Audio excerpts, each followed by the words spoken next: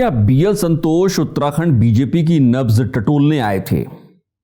क्या उत्तराखंड बीजेपी में कुछ बड़ा होने वाला है?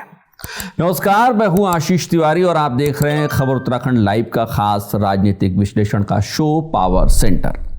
राजनीति में दो तरीके की यात्राएं होती हैं, एक वो जिनकी तस्वीरें अखबारों और सोशल मीडिया की सुर्खियां बनती हैं, और दूसरी वो जिनकी तस्वीरें कम दिखाई देती हैं लेकिन उनके नतीजे महीनों तक राजनीति की दिशा तय कर देते हैं।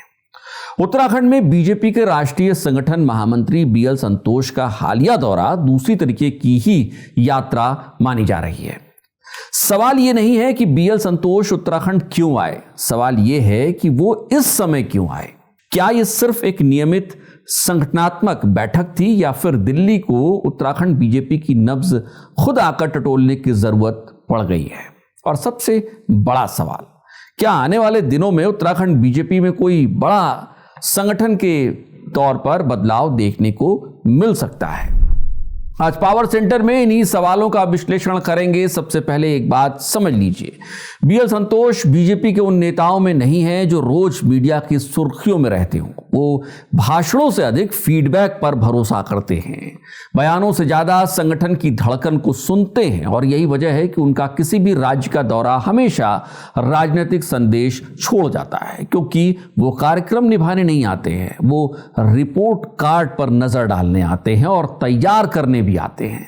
वो नेताओं से मिलते हैं, संगठन के पदाधिकारियों से बात करते हैं, फीडबैक लेते हैं, जमीनी कार्यकर्ताओं की राय लिख कर जाते हैं और फिर दिल्ली जाकर राष्ट्रीय नेतृत्व के सामने उस राज्य की असली तस्वीर रख देते हैं। अब जरा उत्तराखंड की तस्वीर को देख लीजिए। ऊपर से सब कुछ सामान्य लग रहा है, सब कुछ सामान्य दिखाई दे रहा है। सरकार बीजेपी की है, मुख्यमंत्री पुष्कर सिंह धामी लगातार बड़े फैसले ले रहे हैं, सरकार अपने कामकाज को लेकर आत्मविश्वास में दिखाई भी दे रही है। लेकिन राजनीति केवल सरकार से नहीं चलती है, राजनीति सरकार और संगठन के तालमेल से चलती है, और अक्सर चुनाव सरकार नहीं संगठन जितवाता है। यहीं से बीएल संतोष के इस दौरे का महत्व बढ़ जाता है। पिछले कुछ महीनों में उत्तराखंड बीजेपी के भीतर अलग अलग तरीके की चर्चाएं लगातार सुनाई देती रही हैं। कहीं संगठन की सक्रियता को लेकर सवाल उठे, कहीं कार्यकर्ताओं की नाराजगी की चर्चा भी हो रही है, कहीं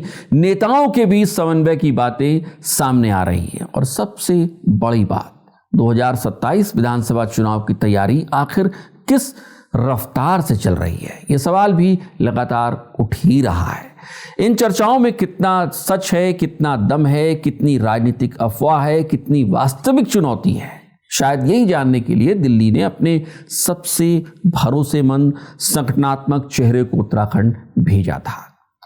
अब यहां एक दिलचस्प सवाल उठता है, अगर सिर्फ समीक्षा करनी होती तो वीडियो कॉन्फ्रेंसिंग से भी हो सकती थी, सिर्फ बैठक करनी होती तो प्रदेश प्रभारी भी कर सकते थे। लेकिन जब राष्ट्रीय संगठन महामंत्री खुद किसी राज्य में पहुंचे, 2 दिनों तक बैठक करें, तो इसका मतलब केवल बैठक तो नहीं माना जा सकता है। इसका मतलब होता है कि दिल्ली कागजों की रिपोर्ट से ज्यादा जमीन की रिपोर्ट देखना और समझना चाहती है। बीजेपी की कार्यशैली भी आमतौर पर ऐसी ही रही है, फीडबैक ऊपर जाता है, फैसला नीचे आता है। बीच में न बयानबाजी होती है, न राजनीतिक शोर होता है। इसलिए बीजेपी में अक्सर असली खबर बैठक के दौरान नहीं आती है, बैठक खत्म होने के कुछ दिन बाद आती है। एक और सवाल, क्या उत्तराखंड बीजेपी में कोई बड़ा बदलाव होने जा रहा है?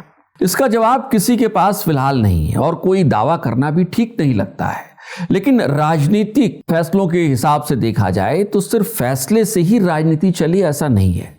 राजनीति संकेतों से भी चलती है, और संकेत ये जरूर बताते हैं कि दिल्ली उत्तराखंड को बहुत गंभीरता से देख रही है, क्योंकि 27 का चुनाव भले अभी दूर दिखाई दे रहा हो, लेकिन बीजेपी की चुनावी तैयारी लगभग शुरू हो चुकी है।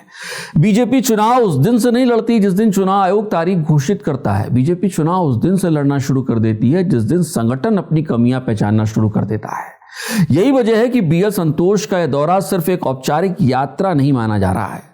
अब आपको 4 अहम सवाल बताते हैं। पहला, क्या प्रदेश अध्यक्ष बदल सकते हैं?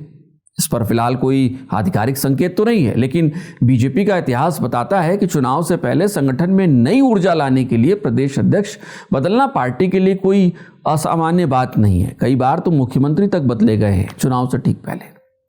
इसलिए इस संभावना को पूरी तरीके से खारिज भी नहीं किया जा सकता है। दूसरा सवाल, क्या संगठन महामंत्री स्तर पर भी बदलाव कर सकता है? बीजेपी में संगठन महामंत्री एक तरीके से संगठन की रीढ़ माने जाते हैं। अगर राष्ट्रीय नेतृत्व को यह लगता है कि चुनावी तैयारियों के लिए नई रणनीति या नई कार्यशैली, नई ऊर्जा की जरूरत है, तो इस स्तर पर भी बदलाव संभव है, इसे खारिज नहीं किया जा सकता है।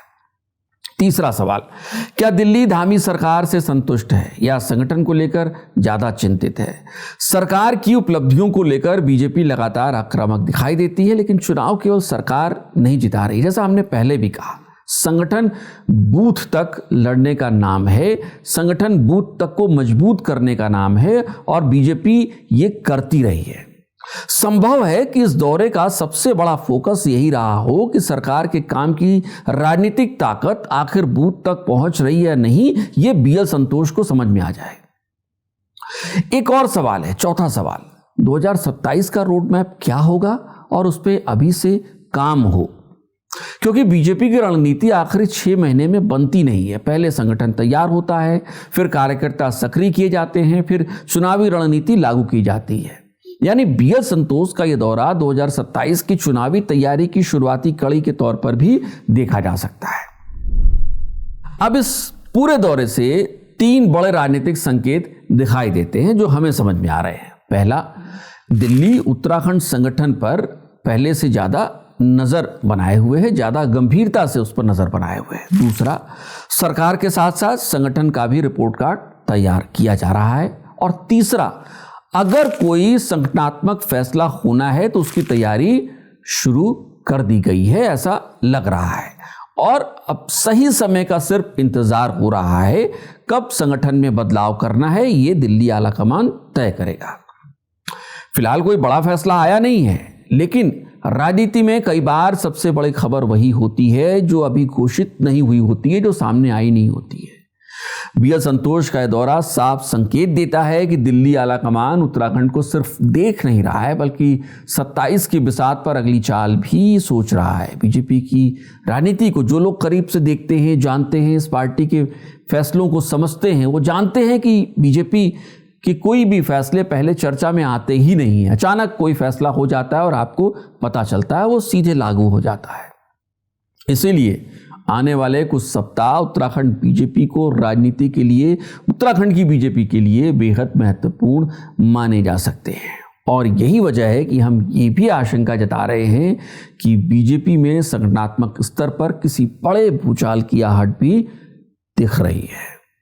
इस पूरी रिपोर्ट पर आपकी क्या राय है, आप हमें कमेंट करके ज़रूर बताइएगा। आपको भी लगता है कि बीजेपी में कोई बड़ा संगठनात्मक फेरबदल होने वाला है, या फिर उत्तराखंड बीजेपी में किसी बड़े बदलाव की भूमिका तैयार हो रही है? अपनी राय कमेंट बॉक्स में रखना मत भूलिएगा। अपनी ये पूरा एनालिसिस खबर उत्तराखंड लाइव पर आशीष तिवारी के साथ देखा है। अगर आपको ये विश्लेषण पसंद आया हो तो वीडियो को लाइक करना, चैनल को सब्सक्राइब करना ना भूलें, बेल आइकन भी ज़रूर दबाएं। नमस्कार।